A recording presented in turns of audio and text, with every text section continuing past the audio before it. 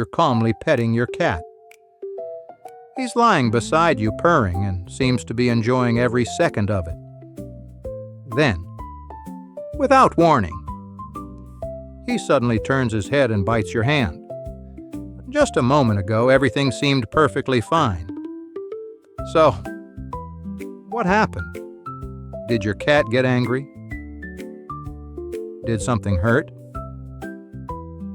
Or did he simply decide he'd had enough?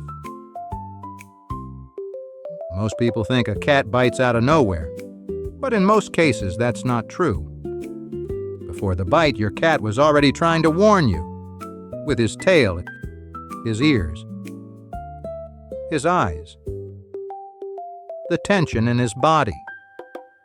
The problem is that these signals are easy to miss. Welcome to Happy Pets, Happy Life.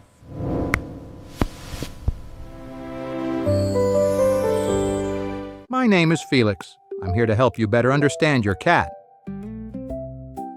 Recognize the signals they're giving you and respond to their behavior the right way. Cats are always communicating. Our job is to learn how to understand them. In this video, you'll discover why cats bite while being petted, the warning signs they give before they bite, and what you should do to prevent it from happening.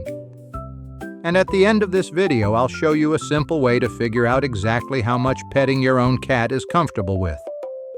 Let's get started. In most cases, a cat does not bite because he suddenly became aggressive, and it does not mean he stopped trusting you. Usually, the reason is much simpler. His nervous system has received too much stimulation. At first, your touch may feel pleasant. The cat relaxes. His eyes slowly close. He begins to purr. Sometimes he may even lean closer into your hand. But every additional stroke continues to stimulate the sensory receptors in his skin. And gradually, a pleasant feeling can begin to turn into discomfort. This is often called petting-induced overstimulation. Imagine that someone repeatedly touches the same spot on your arm. At first, you barely notice it. Then it starts to become irritating.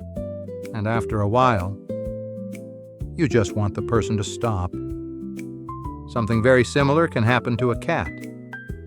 But there is one important difference. A person can simply say, "That's enough." A cat cannot explain this with words. So instead, he uses body language. At first, the signals may be very subtle. The tip of his tail begins to move. His eyes open a little wider. His pupils may become larger. The position of his ears begins to change. The muscles along his back become tense. He may suddenly stop purring, or he may slowly turn his head toward your hand. These are not random movements. They are his way of asking you to stop. The problem is that many owners continue petting the cat. They see that the cat is still lying beside them and think, he must still be enjoying it. But the fact that a cat has not stood up and walked away does not necessarily mean he wants the contact to continue. Some cats tolerate discomfort for quite a long time. Others react almost immediately. Every cat has a different sensitivity threshold. One cat may comfortably accept petting for several minutes. Another may have had enough after only 3 or 4 strokes. That is why there is no universal rule that says, pet your cat for exactly 30 seconds. Do not focus only on the amount of time. Watch the cat himself. The area you touch also matters. Most cats are more comfortable being petted around the cheeks, under the chin, near the base of the ears, and on the top of the head. But the belly, paws, lower back, and base of the tail can be much more sensitive for many cats. Even if your cat allowed you to touch his belly once, that does not mean he always wants to be petted there. When a cat lies on his back and exposes his belly, it often shows trust. But it is not always an invitation to touch him. Another possible reason for biting is pain or physical discomfort.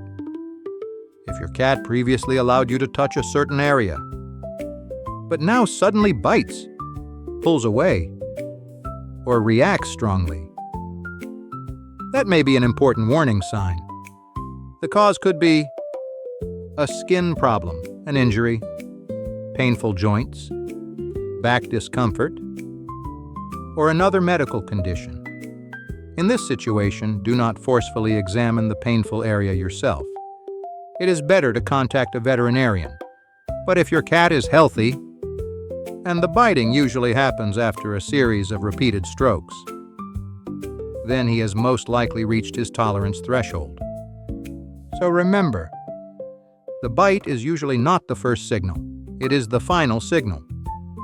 Before the bite, there may already have been tail movements, a change in ear position, a tense stare, muscle tension, or the cat turning his head toward your hand. Your cat was already saying, "I've had enough." The person simply did not notice. In the next part, we will examine each warning signal in detail. You will see exactly how a cat's tail, eyes, ears, and body posture can change during the final few seconds before a bite. Part 3. What should you do? Now we understand why a cat may bite while being petted, but the most important question remains. What can you do to prevent the situation from reaching the point of a bite?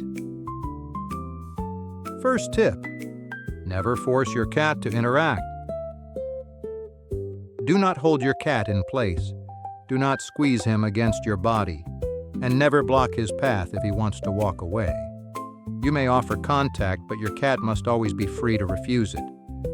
Move your hand toward him slowly and allow him to approach you. If he rubs his cheek against your fingers or leans his head toward your hand, a short petting session may be welcome. But if he turns away, freezes, or walks off, do not continue. Second tip: take frequent breaks. Do not pet your cat continuously for several minutes. Give him a few slow, gentle strokes. Then stop. Watch what he does next. If he moves toward your hand on his own, you may carefully continue. But if he shows no interest in restarting the interaction, leave him alone. A short pause helps you understand whether your cat actually wants more contact. Third tip: watch for the earliest warning signs. Do not wait for the bite. Pay attention to your cat's tail, eyes, ears, and overall body posture. If the tip of his tail begins to move, his eyes open wider, his muscles become tense, or he turns his head toward your hand, stop petting him. That is already your cat's answer. He should not have to use his teeth before you listen. Fourth tip: choose the right areas to touch. Most cats are more comfortable being petted around the cheeks, under the chin, near the base of the ears, and on top of the head. The belly, paws, lower back, and base of the tail are often much more sensitive. Even when your cat lies on his back and exposes his belly, that does not automatically mean he wants you to touch it. In many cases, showing the belly is simply a sign of trust. Fifth tip: end the interaction earlier. Do not test how much more your cat can tolerate. Once you know that he becomes tense after a certain number of strokes, stop earlier the next time. It is better to end the interaction while your cat is still relaxed. That way he will not need to make his warning signals stronger. Sixth tip: respond calmly if your cat bites. If your cat has already bitten you, do not yell or hit him. Do not grab him, hold him down, or try to force the interaction to continue. Stop moving your hand. Calmly end the contact. and allow your cat to walk away. Then give him some space. 7th tip: never ignore sudden changes. If your cat previously allowed you to touch a certain area, but suddenly begins pulling away, biting, or avoiding your hand, pain may be the reason. Do not press on the area to test his reaction. Contact a veterinarian. So, remember the main rule: never force your cat to tolerate physical contact. Take breaks, watch his body language, and end the petting session before he feels the need to bite. Your cat is already communicating with you. You simply need to notice his answer in time. Here, we learn how to understand our pet's behavior and respond to their signals the right way. Remember, your cat is always communicating with you, even without words. You just need to notice the message in time. If this video helped you better understand your cat, please like this video and subscribe to the channel. I'm Felix. See you next time on Happy Pets, Happy Life.